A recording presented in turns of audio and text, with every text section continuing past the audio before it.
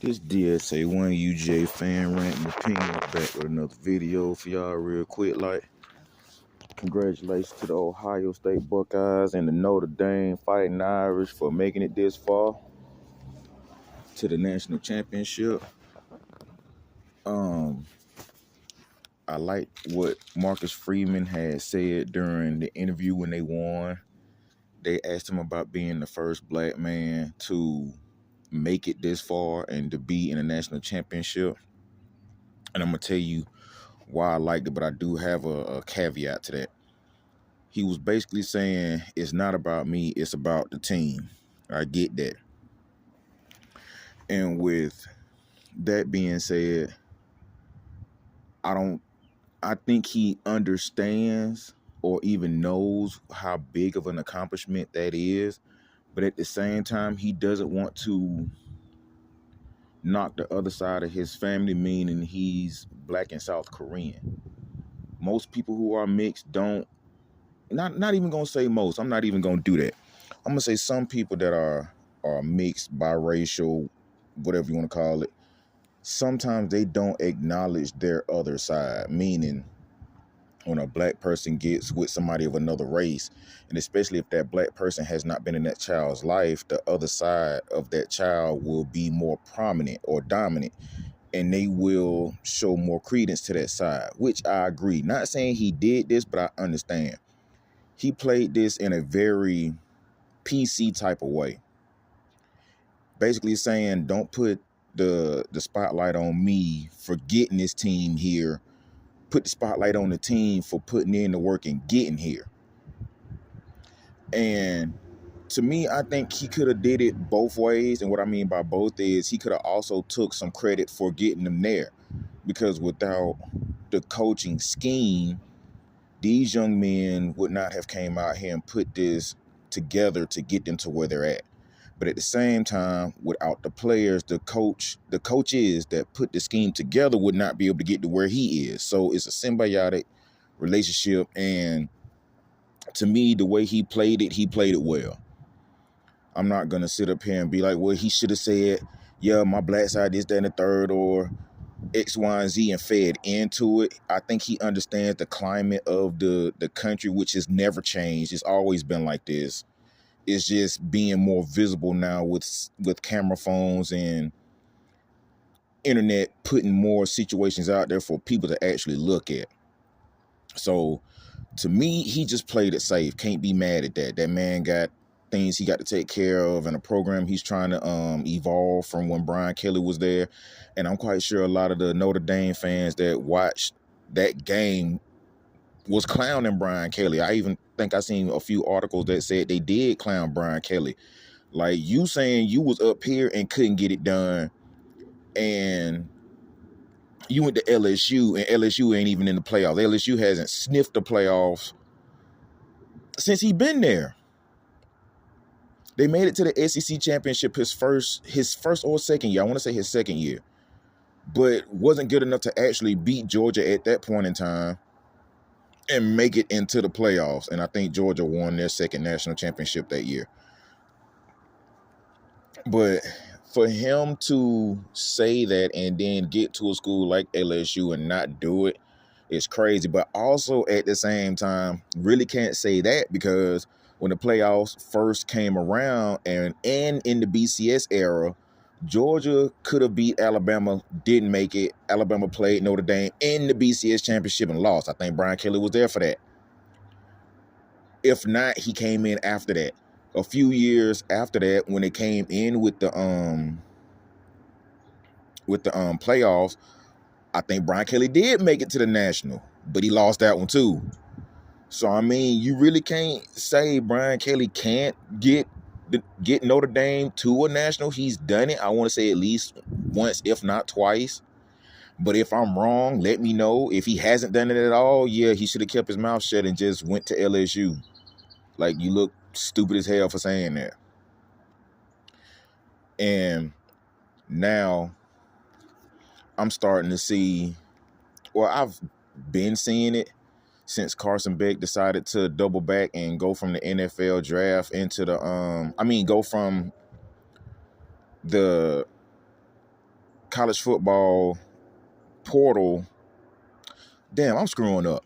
He was going into the NFL, then changed his mind and went into the portal and went to Miami. Okay, I got it straight. People in these Dog Nation or Georgia Bulldog chat rooms, and even in some of the Dog Nation daily live streams are tripping me out. Some of y'all are true fans, meaning, okay, he did what he did. He made a game plan, went with it, and booked. All right. Some of y'all like, I can't stand him. I knew he wouldn't shit to begin with, so I'm glad he gone. Then some of us are like, okay, he made a business move. It is what it is. Accept it. And then some of y'all who still live in this fantasy world that players should not be compensated for what they're doing. I've already said how the thing should work out. If not, at the least, come out with each conference has a base pay for each player. I mean, each team. Like, okay, the SEC, y'all have a base pay to give these players, let's just say $4 million. Every school has a base pay of $4 million. Now, if you get sponsorship on the side of that boosts your money, okay, fine. The school ain't got nothing to do with that. You got sponsored. That's something totally different. But if these collectives are paying out this money and some schools can compete and some schools can't, a lot of you ignorant fans are going to be mad at that. And then on top of that, and what I mean by ignorant is, y'all act like this has not been going on for years anyway. Football to basketball, basketball to baseball, and on to other sports. This has been going on. NIL is nothing new. NIL just put it in the forefront, in the spotlight, so you can see that these players are actually getting paid, what they're getting paid, and who is paying them.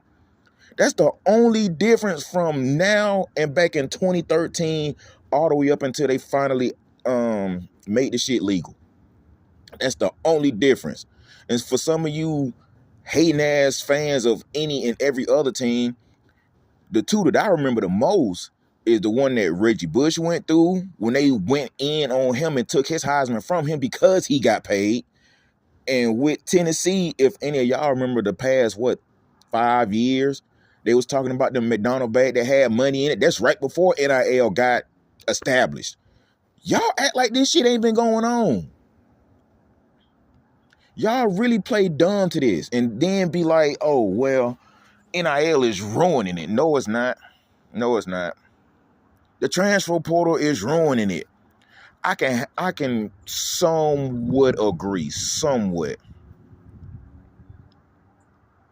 But the rules were put in place as far as transfer portal go that schools cannot or coaches cannot get in contact with that player until they hit the portal. Once that player hit the portal, if they're on scholarship, that scholarship no longer counts. That's one thing they're not telling y'all and y'all not even thinking about. Once that scholarship player hits the portal and they do not get picked up by another school, they do not have a scholarship. So if that scholarship player gets an NIL deal and hits the portal, they can still fund their schooling. That's the one caveat that I do like about NIL. I can be a walk-on at a school and still fund my whole schooling while I'm there off of 1 or 2 NIL deals. But yeah, still want to think these players owe y'all something. These players don't owe none of us nothing. There's no loyalty when it comes to the school. There's no loyalty when you get to a school and you sit there on the bench for 4 and 5 years and never get in. And then some of you fans will sit up here and be trying to talk down on a player like, oh, he been in the system. He should know what to do by now. Practicing or simulating something compared to actually doing it is 2 different things. You must not know football or know anything that deals with sports or actual life to come to that conclusion. You must not know. Because that is stupid to even say that. Y'all swear as soon as a player gets into that position, a starting position, they know everything to do and what to do and how to do it. It's not the same because by the time that player gets in there, the players that he played with before he started are either gone or they're evolving with him. So they done already built a relationship.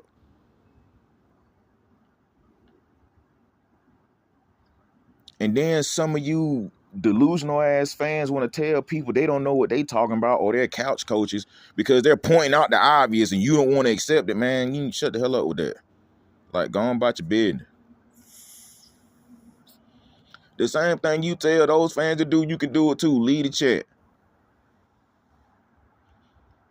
Get off Dog Nation polls. Go find another team to rock with if you feel like that, because people that ride out with a team since they were young or for decades, they expect a certain type of, I guess you could say, product being put on the field. Rational fans can deal with a team being out coached. You can live with that. Like, okay, they just got us. They didn't hit it with a couple trick plays, or they just had better players than what we thought we could match up with. Most players can deal with that. I mean, most fans can deal with that, or people can deal with that. Some of y'all just think the world of a team and they do no wrong. They never screw up, even when they lose. Oh, it really wasn't their fault. The refs cheated. Okay.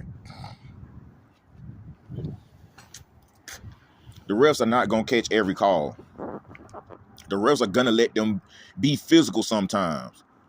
On the blatant stuff, I can agree with. But a lot of times, no, the refs not going to catch everything. You got 6 of them out there and they're not catching everything. It's still impossible for 6 people to watch 22 run as fast as they run and move the way that they move, and you're going to catch every single thing that happens.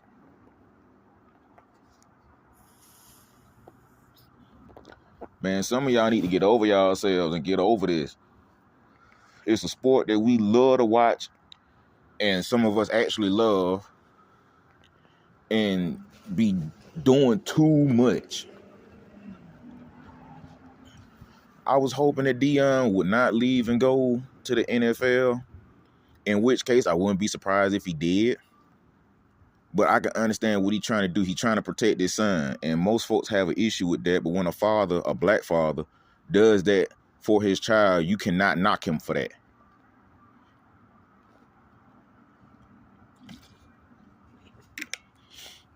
Because most of y'all be the real quick to say fathers are not in their children's lives, and he's actually showing you that, and you got a whole attitude about it. All right. Okay. Just like some of y'all say, quit being couch coaches. Y'all try to be an actual father. And if you are being an actual father, it shouldn't even affect you. You should be applauding it.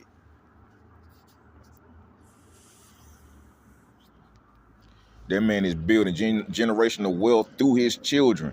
Not saying he ain't got it. He got it. But he trying to get them to have it. Which is a very good thing. Last but not least, I keep seeing reports where they're still going out here trying to recruit quarterbacks. You got Gunnar and Ryan at that school. You're still trying to get an experienced quarterback out of the portal. What the hell happened to development? And before any of y'all get on here and say, oh, they're developing them, why are they still looking for another QB that got experience? You didn't put Gunnar into any meaningful games and get his experience up. That's why he looked the way he looked. And I like the way he looked. He made rookie mistakes. That's gonna happen.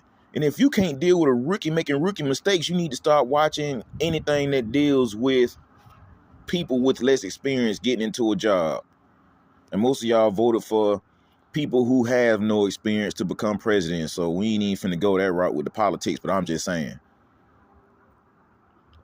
Most folks didn't really like Dan Lanning becoming a head coach because he lacked experience. Look at the man now. He done dang near made it to a national championship his first year, just like Kirby. Kirby damn near made it to a national his first year. If not made it to the no. He almost made it to a national. He was close. But it took Kirby like, what, 3 years to get there, I want to say?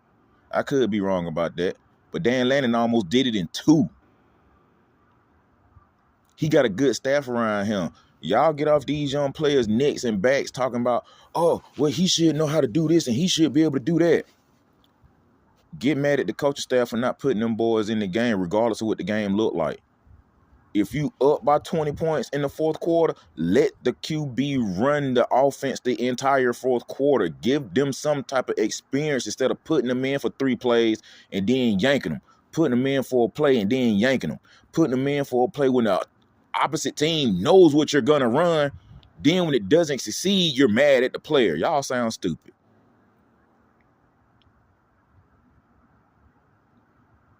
Steadily talking about we need fresh bodies in here, but the transfer portal is ruining football at the same time. That's where you're going to get your experience from, is from the transfer portal. So which one is it? Can't have your cake and eat it too. Which is a very, to me, that's a slow, that comment makes no sense, but I just said it to be saying it because people know what it means or understand it. Man, this is DSA 1, UGA fan rants and opinion. I just did my rant and my opinion. Y'all holler back at me, man. Like, subscribe, put it on your page, send it out to other folks. Let them drop their opinions. We can have a little discussion or whatever the case may be. Holler back, man.